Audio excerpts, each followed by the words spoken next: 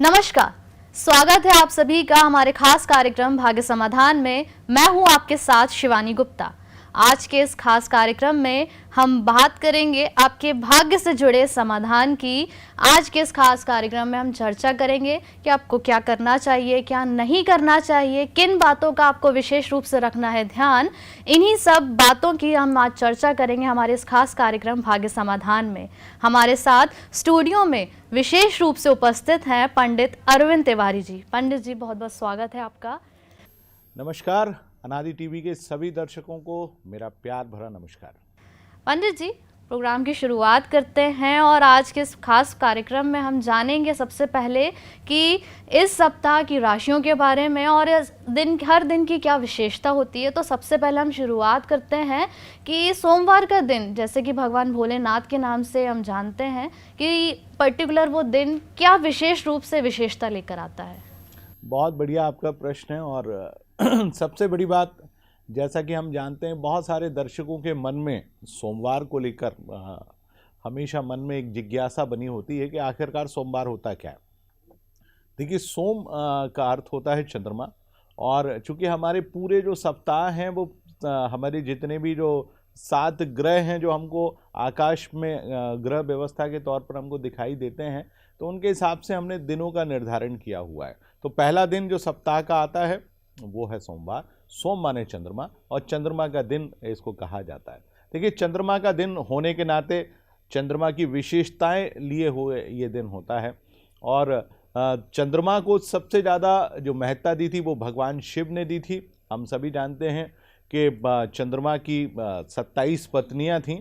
और वो चूँकि दक्ष प्रजापति, जो कि उस समय के ब्रह्मा के जो मानस पुत्र थे, उनकी पुत्रियां थी, और उन्होंने भगवान चंद्रमा से अपनी पुत्रियों का विवाह कराया। परंतु विवाह के बाद वो केवल अपनी एक ही पत्नी, जिनको रोहिणी कहा जाता है, जो कि वृषभ राशि का एक नक्षत्र है, उनसे बड़ा प्रेम करते थे। बाकी पत्नियों से उन्होंने प्रेम नहीं किया, जिसके चलते उनकी सारी पत्नियां नाराज हो गईं और अंतोदगत्वा उनको कोढ़ हो जाए इस प्रकार का श्राप मिला।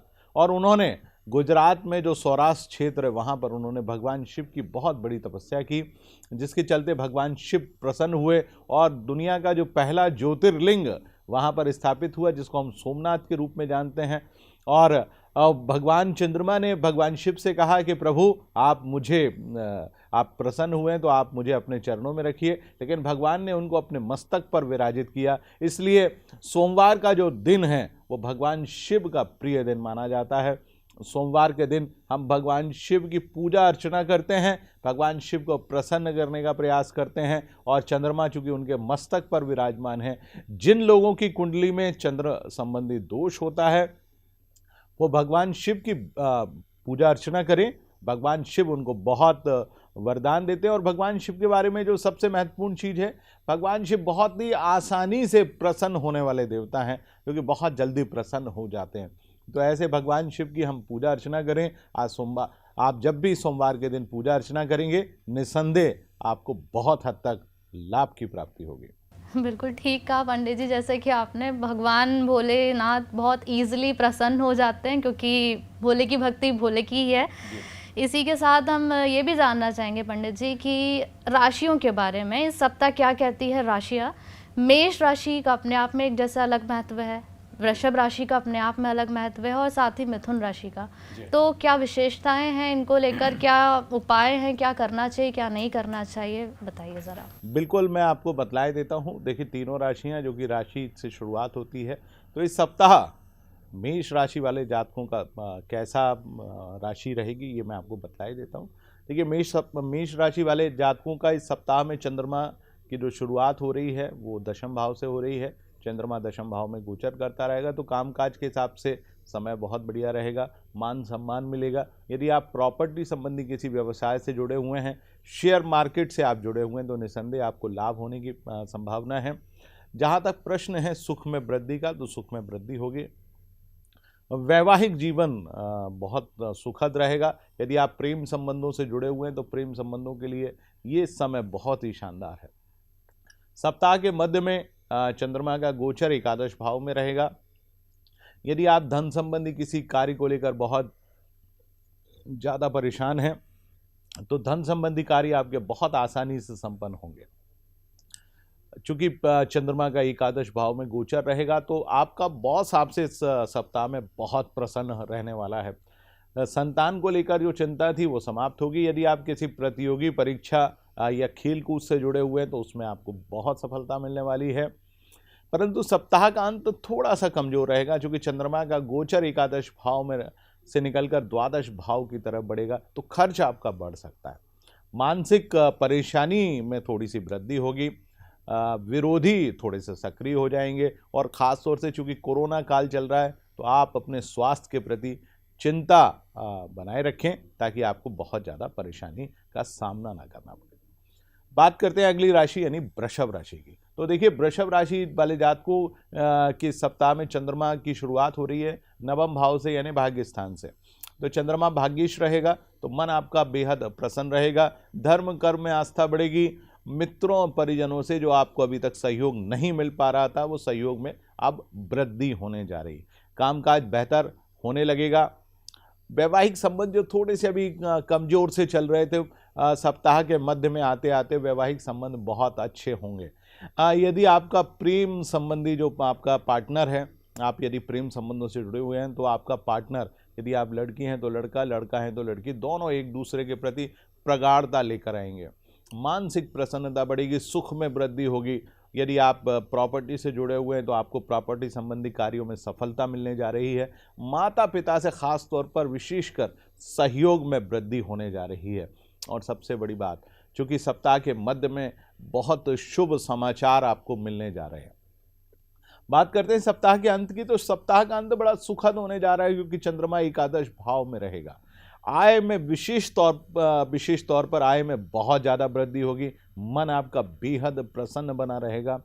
आपका बॉस आपसे बहुत खुश होगा, क्योंकि सप्ताह के अंत में चंद्रमा एकादश भाव से होकर पंचम भाव को देखेगा तो बॉस खुश होगा। संतान को लेकर कोई परेशानी आपके मन में बनी हुई है तो वो परेशानी आपकी स्वतः समाप्त होगी। कामकाज बहुत बढ़िया बनेगा। और सबसे बड़ी बात, माता पिता से सहयोग की प्राप्ति होगी। बात करते हैं अगली राशि यानी मिथुन राशि की। तो देखिए, मिथुन राशि वाले जातकों का भी चंद्रमा थोड़ा सा गड़बड़ाया हुआ है।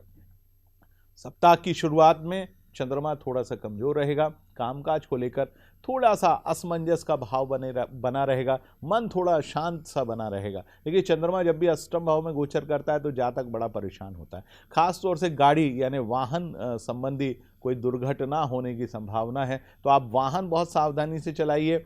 मन आपका बेहद अभी अप्रसन्नता से भरा रहेगा, परंतु चिंता बिल्कुल भी ना करें। सप्ताह के मध्य आते ही आपका मन बेहद प्रसन्न हो जाएगा। कामकाज को लेकर जितनी भी परेशानियां हैं वो थोड़ी कम होने लगेंगी। और सप्ताह के मध्य में सबसे बड़ी बात, धर्म कर्म में आपकी आस्था बढ़ने लगेगी। मित्रों और परिजनों से जो आपको सहयोग अभी तक प्राप्त नहीं हो पा रहा है, उस सहयोग में वृद्धि होने लगेगी। कामकाज थोड़ा सा बेहतर होगा, सुख में वृद्धि होगी। और माता पिता, खासतौर से माता से सहयोग में वृद्धि होने की पूरी संभावना है। सप्ताह का अंत बहुत ही शानदार होने वाला है, क्योंकि सप्ताह के अंत में चंद्रमा आपकी कुंडली में आपकी राशि से दशम भाव में गोचर करेगा। तो कामकाज को लेकर जितनी भी असमंजस की स्थितियां थी वो सारी समाप्त होंगी। कामकाज में उन्नति, आजीविका क्षेत्र बहुत हद तक बेहतर बनेगा। यदि आप प्रॉपर्टी से जुड़े हुए हैं तो प्रॉपर्टी संबंधी कार्यों में जो रुकावट है वो दूर होगी। कहीं बाहर जाने की योजना आपकी बन सकती है। प्रेम संबंध बेहद शानदार बनेंगे। वैवाहिक जीवन बहुत अच्छा रहेगा। और सबसे बड़ी बात, माता पिता से लाभ होने की संभावना है। बिल्कुल ठीक कहा पंडित जी आपने कि मेष राशि के जातकों के लिए दिन बहुत ही अच्छा है। बॉस प्रसन्न भी रहेंगे उनसे, और स्वास्थ्य को लेकर थोड़ा ध्यान रखने की ज़रूरत है। और साथ ही जैसे कि आपने वृषभ राशि के जातकों के लिए बताया कि उनको बॉस तो प्रसन्न रहेंगे, लेकिन वैवाहिक संबंधों में भी काफ़ी कुछ अच्छा होगा। सप्ताह का अंत काफ़ी अच्छा रहने वाला है इन जातकों के लिए। और साथ ही मिथुन राशि वालों को थोड़ा ध्यान रखने की ज़रूरत है। उनको वाहन थोड़ा संभाल कर चलाने की ज़रूरत है। राइट, तो हम नेक्स्ट बात करते हैं पंडित जी, जैसे कि मंगलवार का दिन माँ दुर्गा का होता है, शक्ति का रूप जिनको कहा जाता है। इसी के साथ हनुमान जी के स्वरूप में भी वो दिन बहुत ही विशेष माना जाता है। और इसी के साथ साथ बुधवार का दिन गणपति महाराज का होता है। तो क्या कुछ विशेष रूप से इनकी विशेषताएं हैं, ज़रा बताएं। बिल्कुल, मैं आपको बतला देता हूँ। सबसे पहले मंगलवार की बात कर लेता हूँ, चूँकि मंगलवार को भगवान हनुमान जी महाराज का जन्म हुआ था, चित्रा नक्षत्र में वो पैदा हुए थे। इसलिए कहा जाता है मंगल के दिन मंगल के रूप में हमारे इस धरती पर भगवान श्री राम के अनन्य भक्त हनुमान जी महाराज का जन्म हुआ था। इसलिए मंगलवार का दिन उन्हीं को लेकर माना जाता है कि आप यदि उनके पूजा अर्चना करते हैं तो आपका पूरा सप्ताह मंगल के रूप में चलता है। मंगलवार को मंगल ग्रह की भी उपासना की जाती है। जिन लोगों की कुंडली में मंगल अशुभ रूप में बैठा है, अर्थात लग्न में बैठा है, चौथे भाव में है, सप्तम भाव में है, अष्टम भाव में है, या द्वादश यानी 12वें भाव में बैठा हुआ है, तो ऐसे जातकों को भी मंगल के दिन मंगल की ही पूजा करना चाहिए। और एक चीज़ और, सबसे महत्वपूर्ण चीज़, मंगलवार को शक्ति की भी उपासना की जाती है। शक्ति के रूप में माँ दुर्गा की उपासना की जाती है। शक्ति के रूप में बहुत सारी जो 10 महाविद्याएं हैं, आप उनमें से किसी की भी उपासना कर सकते हैं। तो मंगलवार का दिन बहुत ही शुभ माना जाता है। बात करते हैं अगले दिन की, यानी हम बुधवार की बात करते हैं। तो बुध के बारे में कहा जाता है, आप किसी भी कार्य को यदि बुधवार के दिन करते हैं तो बुध माने शुभ होता है, हर कार्य शुभ होता है। जो कि भगवान गणपति का दिन है, जिनके बारे में कहा जाता है कि विघ्नहर्ता भगवान गणपति की यदि आप बुधवार के दिन उपासना करेंगे तो आपके जीवन से, आपके कार्यों से हर प्रकार के विघ्नों की समाप्ति होगी और आपके कार्यों को शुभत्व की प्राप्ति होगी। क्योंकि उनके पुत्र क्षेम और लाभ हैं, अर्थात शुभ और लाभ हैं। तो आप उनकी पूजा अर्चना करेंगे तो आपको न केवल रिद्धि की प्राप्ति होगी, माने धन की प्राप्ति होगी, आपके कार्यों में सिद्धि की भी प्राप्ति होगी, आपके कार्य सफल होंगे। जिसको हम सक्सेस कहते हैं, उनकी एक पत्नी माने जिनको हम सिद्धि कहते हैं, वो सक्सेस का रूप मानी जाती हैं। तो आप उनकी पूजा अर्चना करें, धन की लाभ प्राप्ति होगी। और भगवान गणेश किन चीज़ों से प्रसन्न होते हैं, वो सबसे महत्वपूर्ण चीज़ है। आप उनको दूर्वा चढ़ा दीजिए, आप उनको लड्डू का भोग लगा दीजिए। और सबसे महत्वपूर्ण चीज़, भगवान गणपति का एक बहुत सुंदर सा मंत्र है, मैं अपने दर्शकों को बतलाए देता हूँ। ओम गंग गणपतिये नमः। तो आप इस मंत्र का जाप करें और बुधवार के दिन को शुभत्व से भरपूर बनाएं। बिल्कुल पंडित जी, जैसा आपने बताया कि मंगलवार दिन की अपनी एक विशेषता होती है। मतलब जिनके ग्रहों में अगर कुछ दोष है, कुछ अगर दिक्कत परेशानी आ रही है, तो वो मंगलवार के दिन उन सारी परेशानियों को दूर कर सकते हैं। और इसी के साथ साथ जैसे कि एक मंत्र बताया गया है, ओम गण गणपते नमः, इस मंत्र का आप जाप कर सकते हैं बुधवार के दिन, जैसे कि वो विघ्नहर्ता श्री गणेश का होता है। इसी के साथ साथ पंडित जी, हम ये भी जानना चाहेंगे कि जो राशियां हैं, क्योंकि हम राशियों पर भी बात चर्चा में हमारी है अभी, तो सिंह राशि, कन्या राशि एंड इसी के साथ साथ कर्क राशि, इसका क्या महत्व है? बिल्कुल, हम 3 राशियों की बात कर लेते हैं, कर्क, सिंह और कन्या। तो पहले शुरुआत कर लेते हैं हम कर्क राशि से।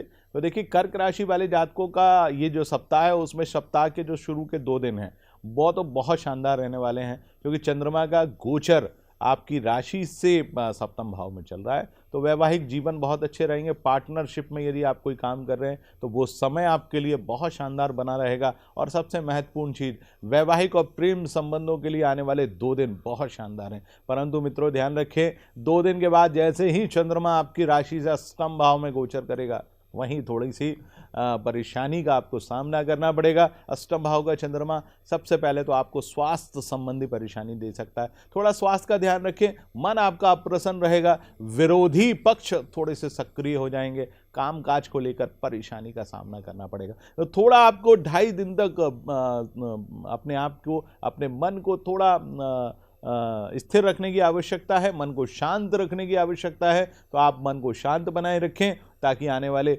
समय में आपको लाभ हो। परंतु चिंता बिल्कुल भी ना करें, क्योंकि सप्ताह का अंत बहुत अच्छा होने वाला है। सप्ताह के अंत में चंद्रमा का गोचर जैसे ही आपकी राशि से नवम भाव में पहुंचेगा, तो आपको जो पिछले 2.5 दिनों से चली आ रही जो परेशानियां हैं, उन परेशानियों से न केवल आपको मुक्ति मिलेगी, धर्म कर्म में आस्था बढ़ेगी, भाग्य में जो अवरोध आ रहे हैं, आपके कामकाज में जो अवरोध आ रहे हैं, उन अवरोधों में भी कहीं ना कहीं समाप्ति होगी, मन आपका प्रसन्न रहेगा। परंतु ध्यान रखें मित्रों कि कर्क राशि वाले जातकों को सप्ताह के मध्य और सप्ताह के अंत में प्रेम संबंधों में थोड़ा सा सावधानी बरतने की आवश्यकता है।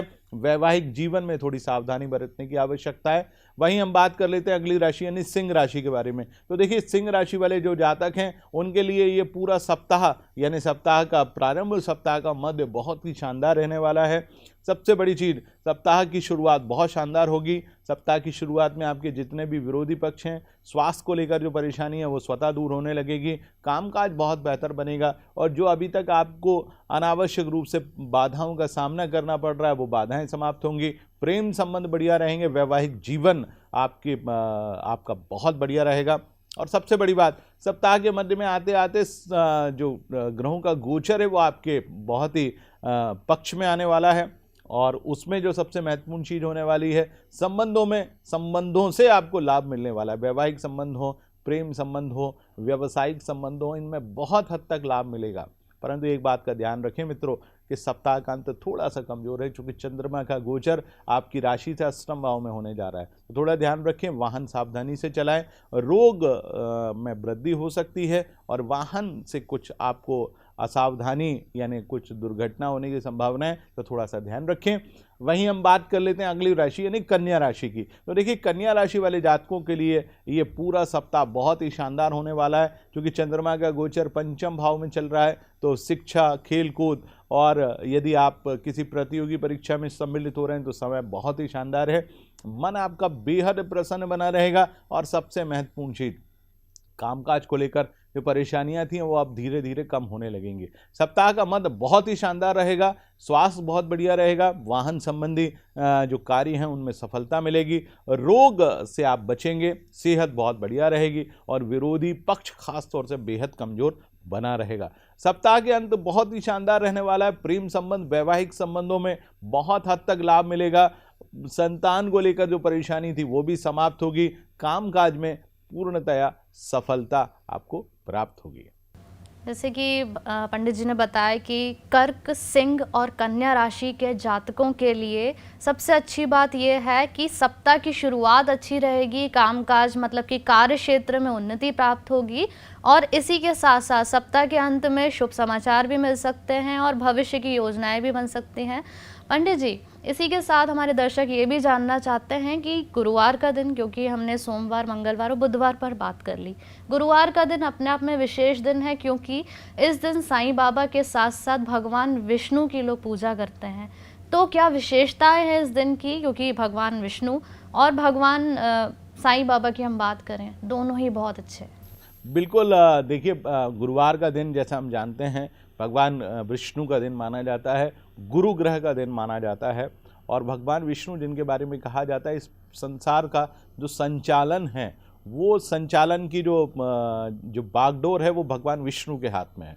तो आज का दिन चूँकि भगवान विष्णु का दिन होता है तो आप भगवान विष्णु की पूजा अर्चना करें, क्योंकि आप भगवान विष्णु की पूजा अर्चना करेंगे तो आपको लक्ष्मी की प्राप्ति स्वतः होगी। तो आप भगवान विष्णु की पूजा अर्चना करें। आज के दिन साईं बाबा की पूजा अर्चना की जाती है। शिरडी में उनका स्थान है, तो आप साईं बाबा की भी पूजा अर्चना कर सकते हैं। इसके अलावा आज का दिन शक्ति की एक बहुत महत्वपूर्ण देवी है जिनको बगलामुखी कहा जाता है, जिनको पीताम्बरा भी कहा जाता है। तो आप माँ पीताम्बरा, माँ बगलामुखी की भी पूजा अर्चना करके अपने जीवन में अपने सारे कष्टों से अपने आप को मुक्त कर सकते हैं। तो इनकी पूजा अर्चना करें, आपको निसंदेह लाभ की प्राप्ति होगी। यानी कि पंडित जी से हम ये भी कह सकते हैं कि भगवान विष्णु संचालन करते हैं सारी चीज़ों का, मीन्स करता धरता वही है। सही बात है।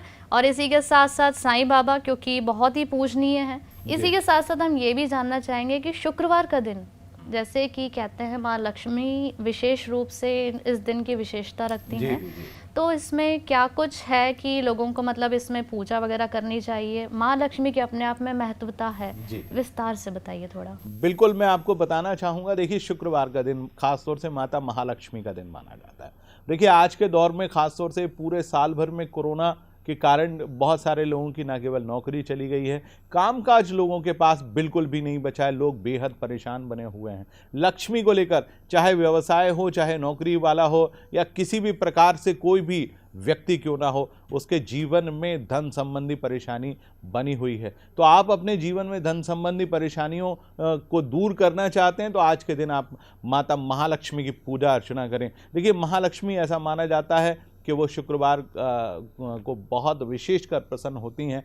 क्या करें जिससे माता महालक्ष्मी प्रसन्न हो? तो आपके घर में यदि माता महालक्ष्मी की कोई भी प्रतिमा, फोटो, चित्र या कुछ भी हो तो आप उनके सम्मुख एक तेल का दीपक अवश्य जलाइए, क्योंकि वो अंधकार पर विजय प्राप्त करने की देवी हैं। विशेषकर उनकी पूजा मध्य रात्रि में की जाती है। आप दिन में भी पूजा करें और रात्रि में भी उनके सम्मुख एक दीपक लगाएं। माता महालक्ष्मी को कमल का पुष्प बहुत पसंद है, तो आप एक कमल का पुष्प उनके सम्मुख रखें। उनको जो समुद्र से निकलने वाली चीज़ें वो बहुत पसंद हैं, जिसमें से सीप है, शंख है और कौड़ियाँ है, और इसके अलावा कछुआ उनको बहुत पसंद है। ऐसा कहा जाता है जब कछुए के ऊपर समुद्र मंथन हुआ था उसमें से माता महालक्ष्मी निकली थी, क्योंकि भगवान विष्णु ने कच्छप अवतार रखा था। तो आप उनको कछुआ बहुत पसंद है, तो आप अपने घर में कछुआ पाल भी सकते हैं और उसको आप नियमित रूप से दाना खिलाएंगे तो निसंदेह लाभ की प्राप्ति होगी। माता महालक्ष्मी की पूजा अर्चना करें। उनका एक बहुत सुंदर सा मंत्र है, उसका भी आप जाप कर सकते हैं, ओम ऐं महालक्ष्मी नमः। तो आप इस मंत्र का जाप करें, निसंदेह आपको बहुत हद तक लाभ की प्राप्ति होगी। बिल्कुल, इस मंत्र के साथ आप जाप करें, क्योंकि माता लक्ष्मी को पुष्प कमल का बहुत ही पसंद है। क्योंकि कहा, जैसे कि पंडित जी ने पूरी जानकारी दी, उसके अनुसार उनके मध्य रात्रि में आप पूजा भी कर सकते हैं। इसी के साथ साथ दी गई जानकारी से बिल्कुल मुझे उम्मीद है कि आप सभी संतुष्ट होंगे। और पंडित जी, हम आगे जानना चाहेंगे कि तुला, वृश्चिक और धनु राशि के जातकों के लिए कैसा रहेगा ये सप्ताह, क्या कुछ उनको करना चाहिए? बिल्कुल, मैं आपको बतलाना चाहूँगा। शुरुआत करते हैं तुला राशि से। तो देखिए, सप्ताह में जो तुला राशि के जातक हैं उनके लिए समय थोड़ा सा कमज़ोर है, क्योंकि चंद्रमा का गोचर आपकी राशि से चतुर्थ भाव में रहेगा। मन थोड़ा शांत रहेगा, सुख में कमी रहेगी, कामकाज में बहुत बाधाओं का आपको अनुभव करना पड़ेगा। तो शुरुआत के जो 2 दिन हैं उनको थोड़ा सा आप बेहद शांति से आप निकालें, ताकि आपको लाभ की प्राप्ति हो। सप्ताह का जो मध्य है वो तुला राशि वाले जातकों के लिए काफ़ी बेहतर है। मन आपका प्रसन्न रहेगा, क्योंकि चंद्रमा का गोचर आपकी राशि से पंचम भाव में होने वाला है, तो मन आपका थोड़ा सा बेहतर रहेगा, कामकाज काफ़ी हद तक अच्छा रहेगा। सप्ताह का अंत बहुत शानदार रहेगा, मन आपका बेहद प्रसन्न रहेगा। बात करते हैं अगली राशि यानी वृश्चिक राशि के लिए। तो वृश्चिक राशि वाले जातकों के लिए सप्ताह की शुरुआत बहुत अच्छी रहेगी। यश, मान, सम्मान में वृद्धि होगी, कामकाज बहुत बढ़िया रहेगा। परंतु सप्ताह का मध्य थोड़ा सा कमजोर रह सकता है। सप्ताह के अंत में कहीं ना कहीं चंद्रमा का गोचर जब पंचम भाव में होगा तो शिक्षा, प्रतियोगिता और आपका बॉस आपसे बेहद प्रसन्न बना रहेगा। बात करते हैं धनु राशि की। तो धनु राशि वाले जातकों के लिए सप्ताह की शुरुआत थोड़ी सी कमजोर रहेगी। मन आपका प्रसन्न रहेगा, कामकाज में मन बिल्कुल नहीं रहेगा, धन संबंधी परेशानी रहेगी। सप्ताह के मध्य में चंद्रमा का गोचर बेहतर है, यश, मान, सम्मान में वृद्धि होगी, मित्रों और परिजनों से आपको लाभ होगा। सप्ताह का अंत बहुत ही कमजोर रह सकता है, थोड़ा सा ध्यान रखें। सुख में कहीं ना कहीं कमी हो सकती, कामकाज को लेकर थोड़ा सा तनाव हो सकता है। बात करते हैं हम अगली राशि यानी मकर राशि की। तो मकर राशि वाले जातकों के लिए सप्ताह मिला जुला रहेगा। सप्ताह की शुरुआत बहुत अच्छी रहेगी, कामकाज बहुत बेहतर रहेगा, लेकिन सप्ताह के मध्य में आते आते कहीं ना कहीं घर परिवार को लेकर थोड़ी सी परेशानी आपके मन में आ सकती है। कामकाज को लेकर चिंता बनी रहेगी। सप्ताह का अंत बहुत सुखद रहेगा, यश, मान, सम्मान में वृद्धि होगी, कामकाज बहुत बढ़िया रहेगा। कुंभ राशि वालों की हम बात कर लेते हैं। सप्ताह थोड़ा सा कमजोर है, क्योंकि शुरुआत बहुत अच्छी नहीं है, लेकिन सप्ताह के मध्य में आते आते समय बहुत बेहतर होगा। आपका मन प्रसन्न रहेगा, कामकाज काफ़ी बेहतर रहेगा। सप्ताह का अंत थोड़ा सा सामान्य रहेगा। धन संबंधी और घर परिवार को लेकर मन में चिंता का भाव बना रहेगा। अंतिम राशि यानी मीन राशि की हम बात कर लेते हैं। तो मीन राशि वाले जातकों की सप्ताह की शुरुआत तो बहुत अच्छी है, कामकाज बहुत अच्छा रहेगा, प्रेम संबंध बहुत अच्छे रहेंगे, धन लाभ होगा। सप्ताह के मध्य में थोड़ी सी परेशानी रह सकती है, कामकाज को लेकर चिंता रहेगी, धन अनावश्यक खर्च होगा, मन थोड़ा परेशान रहेगा। सप्ताह का अंत बहुत ही सुखद होने वाला है मीन राशि वाले जातकों के लिए। बहुत शानदार सप्ताह रहेगा, कामकाज बहुत बढ़िया रहेगा, मन बहुत प्रसन्न रहेगा, और घर परिवार को लेकर कहीं ना कहीं जो चिंताएं आपके मन में बनी हुई हैं वो पूरी तरह से समाप्त होंगी। बिल्कुल पंडित जी, जैसे कि आपने सारी राशियों के बारे में बता ही दिया है। तुला, वृश्चिक, धनु, मकर, मीन और कुंभ राशि के जातकों के लिए कैसा रहने वाला है सप्ताह, हमारे पंडित जी ने बताया। और इसी के साथ साथ पंडित जी अंत में एक बात और जानना चाहेंगे हमारे दर्शक कि शनिवार का दिन जैसे भगवान शनि देव का होता है, और इसी के साथ साथ काली की भी पूजा की जाती है, माँ काली की। इसी के साथ साथ रविवार का दिन जैसे सूर्य का है, भगवान सूर्य का, तो इसकी अपने आप में क्या विशेषताएँ हैं? बिल्कुल, मैं मैं आपको बतलाना चाहूँगा। देखिए, शनिवार का दिन भगवान शनिदेव की पूजा अर्चना की जाती है और शनिवार के दिन भगवान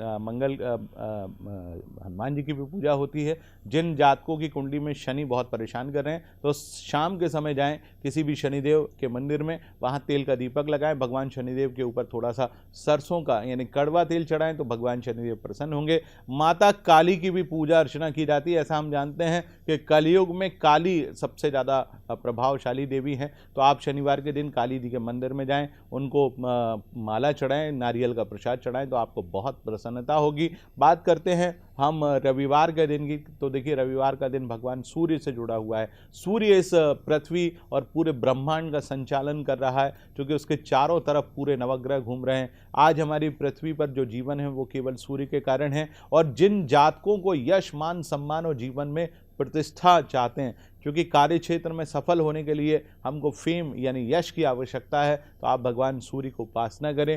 रोज प्रातःकाल भगवान सूर्य को जल चढ़ाएं, आदित्य हृदय स्तोत्रम का पाठ करें और एक बहुत सुंदर सा मंत्र है, ओम सूर्याय नमः, ओम ग्रणिम सूर्याय नमः, तो आप इस मंत्र का जाप करें, निसंदेह आपको लाभ की प्राप्ति होगी। बिल्कुल पंडित जी, बहुत ही अच्छी जानकारी आपने हमारे दर्शकों तक पहुंचाई। जैसे कि हमने आज बात की साप्ताहिक राशिफल की और आज हमने बात की हर दिन की विशेषताओं को लेकर।